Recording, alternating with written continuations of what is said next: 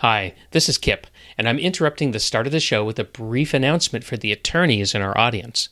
Once every quarter throughout the year, Jake and I offer a free, online, continuing legal education session. Our next CLE will be at noon Pacific time on Wednesday, March 30th. And this time, we're going to explore the impact of the Pandora Papers on the legal industry and the practical cybersecurity lessons for attorneys everywhere. So join us online for a 1-hour cutting-edge CLE on March 30th, 2022 at noon Pacific time, so Jake and I can share what we've learned by analyzing the Pandora Papers, a massive collection of over 11 million confidential leaked documents about offshore wealth that were stolen from law firms and then recently published. In addition to one CLE credit, you'll also receive actionable advice that you can use right away. So sign up now on eventbrite.com by using the link in this episode's show notes. We hope to see you there. And now let's listen to the next episode of the Cyber Risk Management Podcast. Welcome to the Cyber Risk Management Podcast. Our mission is to help executives thrive as cyber risk managers. Your hosts are Kip Boyle, Virtual Chief Information Security Officer at Cyber Risk Opportunities, and Jake Bernstein, Partner at the law firm of K&L Gates. Visit them at cr-map.com and klgates.com. So, Kip, what are we going to talk about today in episode 99? Jake, I'm excited that we've reached 99 episodes. It's amazing. And I think that not only is that exciting to me, but I think we've got a good topic today, too. What we're going to do is take a closer look at a metamorphic malware that's actually going by the name of Tardigrade. Tardigrade, metamorphic. Okay. What is with the fancy tech jargon here? That being metamorphic malware. Yeah, occupational hazard, right? I mean, we don't generally drag tech jargon into our podcast, but man, it's just like all these weird, squishy, overloaded words are constantly trying to worm their way into, the topic of cyber risk. And so, every now and then I got to use one, but let's decode it, all right? Because I don't really want to dwell in jargon. So metamorphic, what does that mean? Well, from a dictionary perspective, it just means highly adaptive to its environment. So if we're talking about a metamorphic malware, okay, well, now we've got like a chameleon, right? We've got this piece of code that is highly adaptive. And whoever branded this thing decided that because it was highly adaptive, that it should be named after those tiny little water bears that we've been seeing little memes about lately, right? So a tardigrade is also called a water bear, and it's one of the most resilient animals known to mankind. I mean, these things are amazing. They've survived the vacuum of outer space. They can be irradiated at crazy high levels. They can be totally dehydrated for years. You can starve them for years, and they will not die. They will endure. So, anyway, tardigrades are a great, model for this this malware that we're going to take a look at. Now, one question I have is that metamorphic reminds me of something that we've talked about briefly, the mythical homomorphic encryption. It must be similar, even though they're it's about changing, right? That's more the key. The key, the Latin root here is morph, right? The kind of morphic concept. So that makes this a dynamic risk and not a static one. Correct. Yes, now, I would expect you to key in on the Latin. Yep, counselor. And this seems like a situation where it's rather innovative. So yep. I think what's actually going on here is you just want to sell more copies of Fire Doesn't Innovate. Isn't that right? Oh, God, I'm busted. You can see me coming from a mile away, can't you? Yep. Well, okay. So, yes, I did want to mention just make it explicit. Make it explicit. Go ahead. Okay, yes. The whole idea of cyber as a dynamic risk, is the hidden message in the title of my book, Fire Doesn't Innovate. And yeah, that's really the point that I'm trying to make over and over and over again without turning into Cassandra, right? Is that senior decision makers need to stop treating cyber as a static risk like fire and hurricanes. And they're going to do much better if they manage cyber as a dynamic risk, because that's what it actually is. And here comes Tardigrade, the metamorphic malware, to make the point. And, and despite the shameless hustle there, it is a good point, right? Cyber is a dynamic risk. It's always changing. In some ways, like passwords. Let's go back in time 30 years. Did you set a password on your DOS 5.0 machine or even Windows 3.1 or even Windows 95? I don't believe that default Win 95 required a neither did the Macintosh. I didn't use them back then, but I don't recall that. And but over the years we've started to use passwords more and more with our computers, and our passwords have gotten more complex because they've had to get more complex. Do you remember when you could only had 8 characters for a password? 8 characters, and don't even try to type a dollar symbol or a percent sign because it couldn't handle it. Right? And in fact, it's almost embarrassing. There are still systems that cannot handle every ASCII character, which is a problem actually, because it means that they're that much easier. Their entropy is that much less. In other words, and they're not to drag any jargon into it. Yes. No, of course not. Yeah, they're just going to be that much easier to brute force. They're a boat anchor on the evolution of our craft. But okay, so the passwords, they had to get longer and more complex. Then they had to be unique for every account. Now we ask people to set passphrases, right? And then to turn on 2-factor authentication, which itself has different methods. And some people have to get YubiKeys and hardware modules. Why, Kip? And it's because the cyber risks associated with controlling our computer and our increasingly online accounts have grown over time. Yeah. The digital data has become more valuable. And as we're about to discuss, cyber attackers have become more sophisticated. And that is our point. Cyber risk management requires a different mindset because it is a different type of risk. It's dynamic, not static. It is more like the ever mutating COVID-19 causing virus, SARS-CoV-2, and less like a fire, flood, or earthquake. I suppose if we wanted to drag metaphors way too far, we could say that even floods and earthquakes are becoming more dynamic because of climate change. At least it sure looks that way. Well, that's what's been happening. So that's a very interesting wrinkle, right?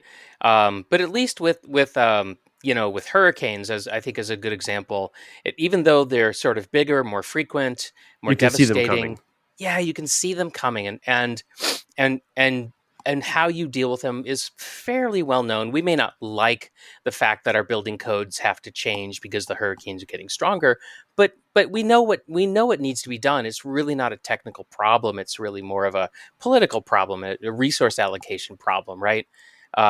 Not a question of, well, how do we even deal with it problem, and that's what mutating flu viruses and COVID-19 viruses really create the question: what do we do? And I think if maybe a good way to think about it too, just in case we haven't beaten this horse into the ground, is the idea that hurricanes would be a dynamic risk if there was some mechanism to that like there's weather control satellites where you could cause one to form in matter of minutes. I'm talking science fiction or superhero comic books, but the bottom line there is that some malevolent force would be controlling and using these things. And I mean, look, let's just think about this. A metamorphic malware. Explain more about the metamorphic ability. Yeah, let's unpack it, right? Because I think this is really interesting. Let's get out of analogies and get into reality. So I think it's reasonable to say that it's the latest evolution in a never-ending upgrade of dynamic cyber risks. Right. So metamorphic, what it means is is when you are a metamorphic, when you've got those qualities, You're a butterfly. yeah, you're like a butterfly, right? You start out as a caterpillar, and then you turn into something else, right? Something with wings. But tardigrade, its metamorphic capabilities extends to even include the fact that it doesn't leave a consistent signature behind, right? So when it gets into your environment, and as it moves around your environment, it's changing itself, and so you don't even recognize it from one machine to the next. And that's what makes it so dang difficult for traditional antivirus programs to detect. And I read a Wired magazine article on tardigrade, and there was a researcher that tested the malware almost 100 times. In other words, letting it jump from system to system. And every time the researcher reported that tardigrade built itself in a different way and communicated differently. So its fingerprints, it's just its way of life, right? There's nothing that you can say is normal about it, because it just just doesn't behave in any consistent way. It also has the ability to operate autonomously when it's cut off from its command and control server, which That's not to so me, good. well, that's like starving a tardigrade, right? A water Yep. bear. That's like depriving it of food and oxygen and water and irradiating it, right? And it's like, okay, when you're done, let me know, because I'm just going to hunker down and and keep doing what I'm doing.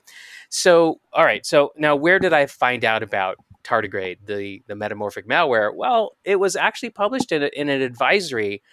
And you're going to like this because, given your background before you became an attorney, in the Bioeconomy Information Sharing and Analysis Center. So, in other words, there's there's this organization, an ISAC, an Information Sharing and Analysis Center, focused on the biotechnology industry, and they actually found it. That is distressing. So I assume that means this malware is in the wild then. It is absolutely in the wild. This is not a theoretical idea. It was actually first detected in April of 2021. We're recording this episode right at the end of 2021. So this thing's not even 12 months old yet. And they discovered it. It was behind a ransomware attack on a large unnamed biomanufacturing facility. So think about vaccines and that kind of a facility. And then it showed up in October 2021 at a different biomanufacturing facility, right? So one thing that it's actually similar to, when I was reflecting on it, is NotPetya. You probably, listeners probably remember NotPetya caused about $10 billion worth of economic damage in 2017. And it was sort of flew this false flag of being ransomware, because it dropped ransomware like notes all over the computer systems that it was on. But there really wasn't a ransomware mechanism behind it. And tardigrade it seems to be doing the same thing. So I guess two questions. One, if we know, what is it doing? And then where did it come from? Okay, well, I'll take them in turn. But where did it come from? We don't know. It's not clear, and that's always a problem, right? Is attribution. But a lot of malware, like NotPetya, for example, there's some signatures in there. There's some so-called fingerprints. Maybe there's some reused code, or there's just some writing skills that sort of resemble other malware that has been attributed, right? And so you can sort of tease out the lineage, but so far nobody can figure that out. But it's clear that whoever made it loved it, because when this thing was pulled apart, it was obvious that to the digital forensics people that to do this takes tons of time and money and effort. And so, although it's unnamed, we've got to assume that it's some large cyber criminal gang or nation state or some combination of those two. And so that's the best information we have about where it came from. And so you also asked me, what does it do, right? What does it do? And I'm cheating by reading ahead here in our script, but I think we can talk about this in a moment, but based upon what it's doing, it feels more nation statey, but go ahead and explain. Yeah. So this thing, it feasts on Windows computers. That's the first thing. And it is able to infect versions of Windows as early as Windows 2000. And that's actually significant. Do you know why? I'm going to guess because one, that's hard to do, and two, it's probably looking for older industrial control systems Yeah. that are not upgradable easily. That's right, right? So we're talking about biomanufacturing sites. They have lots of specialized equipment with embedded versions of Windows. And so whoever decided that they were going to make tardigrade and that they were going to target biomanufacturing facilities must have known that for maximum effect, they should make sure that tardigrade runs on 20-year-old Windows systems so that they're not going to get tripped up, which again speaks to the sophistication, the thoughtfulness, the amount of planning that went into this. And think about the testing, right? If you just build a normal piece of software that you're going to sell people, you've got to test it on all kinds of platforms. And if it's a web app, you got to test it in all these web browsers. That costs money. And it's clear that they did that, right? So, Yep. okay. So, anyway, what does it do? Well, it looks for Windows computers to infect. It establishes itself, it hides itself, it facilitates ongoing access for either espionage or remote access capabilities, so that whoever is controlling this thing can access the network and do whatever it wants. Maybe poke around. Maybe send a payload over, right, that can be executed. Maybe that payload is some kind of denial of service tool. Maybe it's a genuine ransomware infector or something like that. Who knows, right? So it's this really powerful kind of remote access Trojan. In addition to that, we know that it's been used already to attack two completely different vaccine manufacturers this year, and so that's why the BioISAC actually released the alert, because all the signs were suggesting that there was going to be more infections, and so everybody in the biomanufacturing industry needed to assume that they were a target. So now, I mean, I think you've kind of hinted at that, but why target them? I would assume intellectual property theft is one major component, but it can do more, right? What else can it? Well, right, because tardigrade can do all those things that I talked about. Then it's capable of stealing intellectual property. It can prepare the network to be basically shut down remotely and held hostage for some kind of ransom, right? And so if you think about this is kind of like a layered threat, right? So if I'm attacking them, if I'm in charge of tardigrade, what would I do? Well, I guess the first thing I would do is I would steal everything intellectual property wise worth stealing. Once I had all of that, then I might start to prepare the network for a ransomware attack, because why stop at just getting the intellectual property? Why not also go ahead and extort them for money, right? And so if it really is cyber criminals plus a nation state, well, that accomplishes all goals here, doesn't it? Right? It gets you the IP, and then it provides money to Yeah. satisfy the criminals.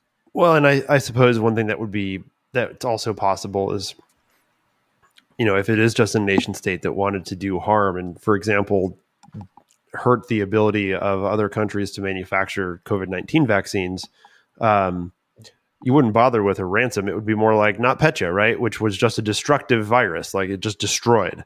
You could do that. You could even you could do that too. Yeah, and you could even do something kind of akin to Stuxnet, right? Where you could degrade the facility's ability to produce effective vaccines, right? You could just spend some time, diluting their efficacy, and then when you got tired of doing that, then you could launch a ransomware attack. I mean, just the possibilities here are endless, right? So if let's say it's Russia or China trying to hurt the United States or another Western country, right? I mean, there's a pattern there. This could definitely be used to perpetuate the pattern. So now we know about tardigrade, and we understand that it's a dynamic risk, and it has a lot of capabilities. So, Jake, what do you think people should do about it? Like, if you were working at one of these biomanufacturing facilities, like, what would you do? I mean, this seems like a big deal. Well, the first thing is one, and I know this might seem like a tired old phrase, defense in depth or layered defenses, but I actually think that concept is strategically sound, going back thousands upon thousands of years of military history, and it is still absolutely critical. So the first thing you do is, where can I stop it from spreading? And since it spreads, apparently, due to phishing emails, USB sticks, drive-by downloads, and other common methods, the first layer of a best defense is good cyber hygiene, which of course you do talk about in your book, right? You're warming my heart. It all comes back to my book, right? And it does. And then again, because you want to have your layered defenses, you want to deploy all of the essential 8 controls, because those are designed and modified over time specifically to stop malware infections. And I really think that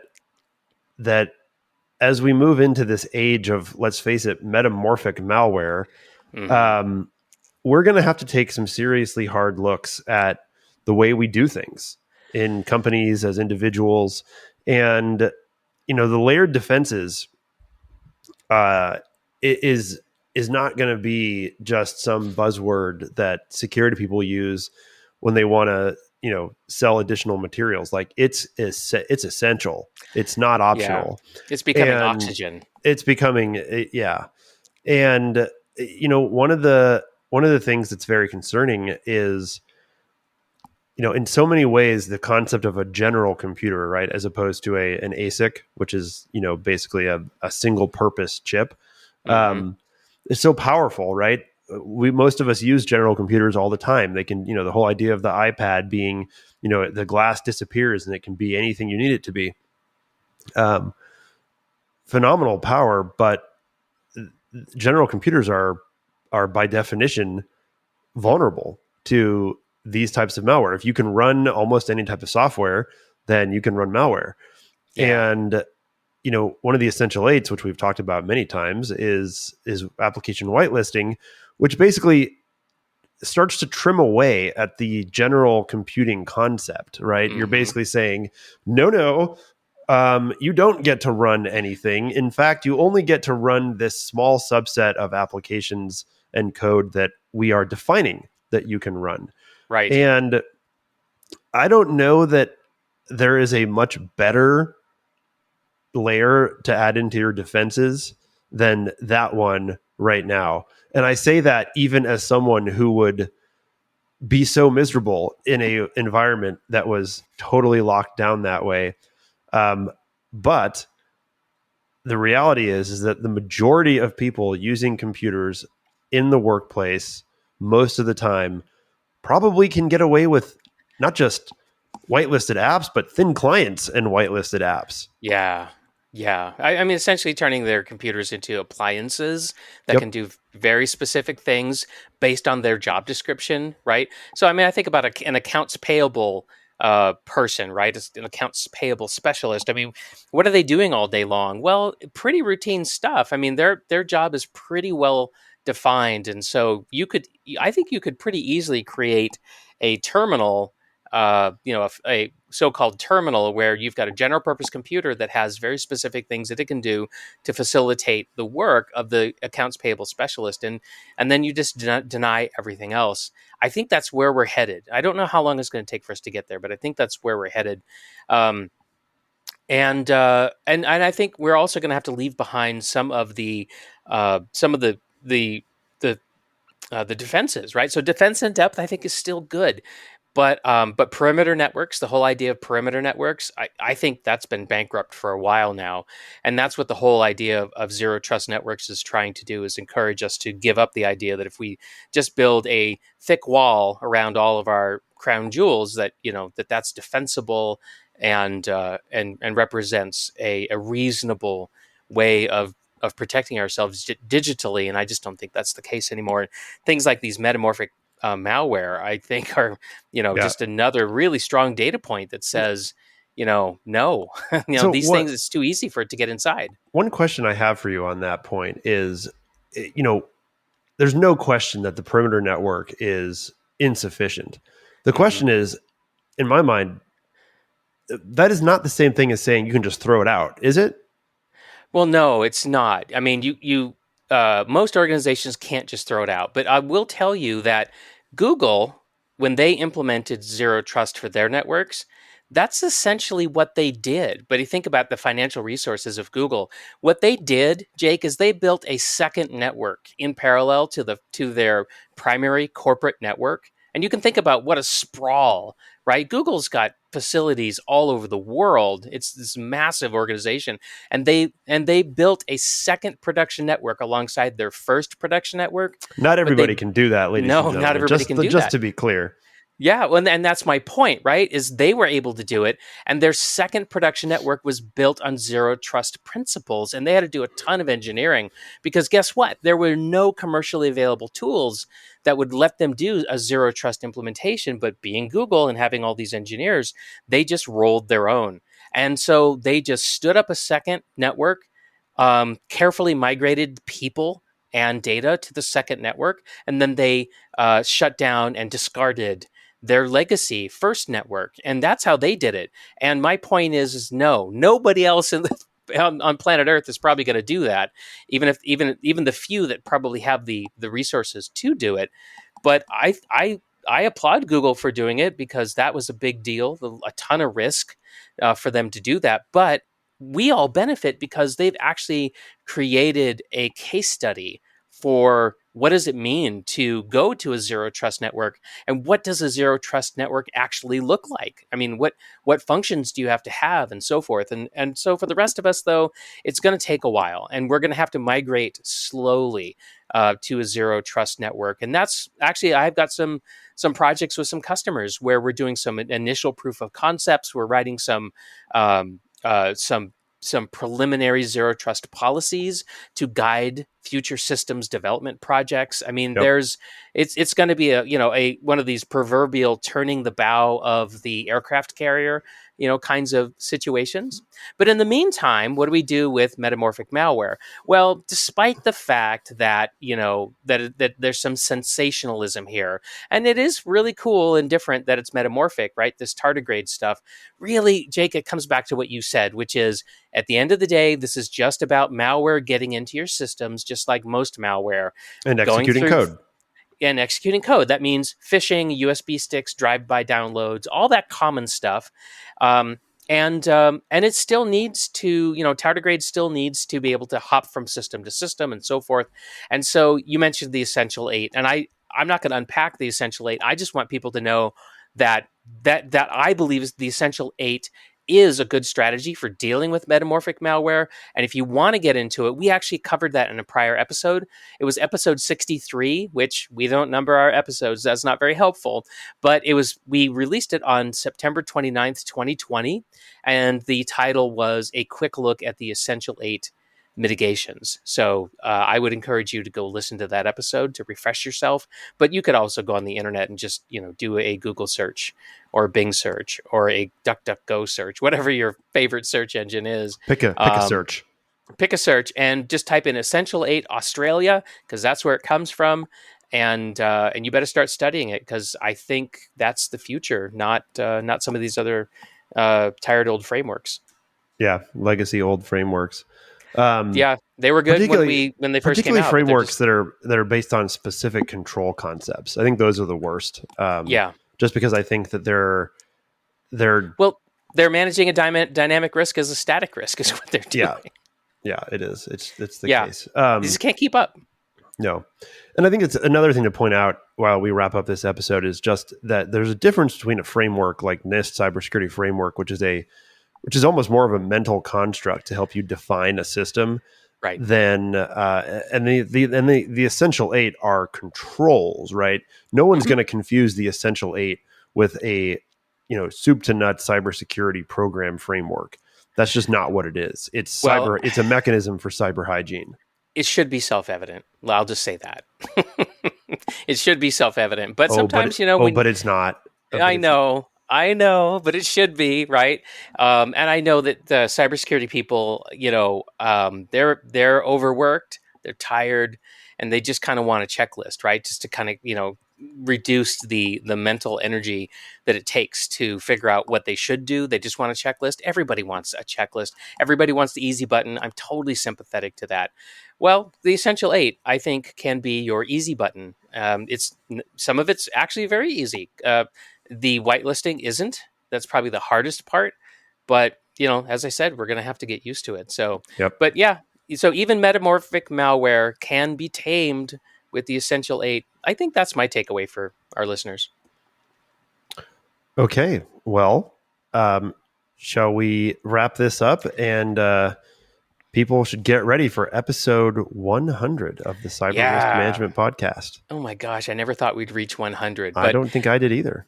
But I've been having a lot of fun planning for episode 100 with you, Jake, and we're going to record that one soon, and I think it's going to be a lot of fun. So, okay, everybody, that wraps up this episode of the Cyber Risk Management Podcast, episode 99. And today we took a closer look at something called a metamorphic malware that everyone's calling Tardigrade. Thanks for being here. We'll see you next time. See you next time. Thanks for joining us today on the Cyber Risk Management Podcast. If you need to overcome a cybersecurity hurdle that's keeping you from growing your business profitably, then please visit us at cr-map.com. Thanks for tuning in. See you next time.